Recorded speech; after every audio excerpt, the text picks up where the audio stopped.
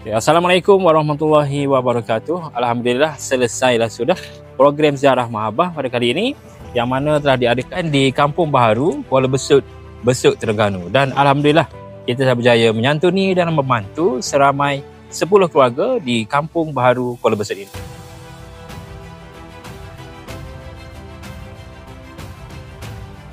Saya Muhammad Asri bin Mustafa, pengurusi JPKK Kampung Baharu. Hari ini kita telah ziarah 10 buah rumah di Kampung Baharu, rumah orang sakit. Mana orang terlantar, orang seteruk, ada berlaku lah. Jadi terima kasih kepada Muslim Malaysia kerana semangat daripada Muslim Malaysia pada Kampung Baharu lah. Dah Kak Tung sendiri? Sihat juga. Jalan pelagi tapi gagal sikit pada abang lah tu. Lelah, jatung.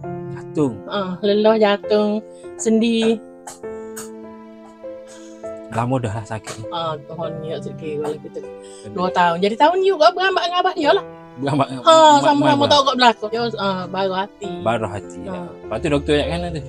Dia pergi doktor baru ni, dia pergi bulan-bulan tu jadi apa yang makan obat ke apa tu. Dah ada hati tu.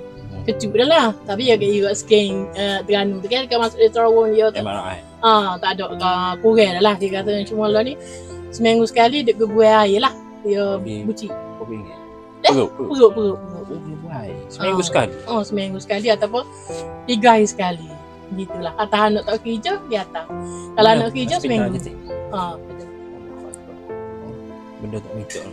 Pagi dah lepas tak nampak. Saya belakang. Benda tu rasa boleh nak sihat belakang. Tapi dah. Terima je lah. Jadi saya mewakili Muslim Malaysia ingin mengucapkan jutaan terima kasih kepada penyumbang-penyumbang di luar sana kerana tanpa derma dan semangat anda, mungkin program ziarah Mahabbah ini tidak dapat dijalankan. Jadi teruskanlah menyumbang kerana semangat anda mampu meringankan beban asnaf-asnaf yang memerlukan di luar sana. Janji Allah kepada hamba-Nya di dalam surah Ar-Rahman ayat ke-60, Hal jaza'ul ihsani illal ihsan. Tidak ada balasan kebaikan melainkan kebaikan juga.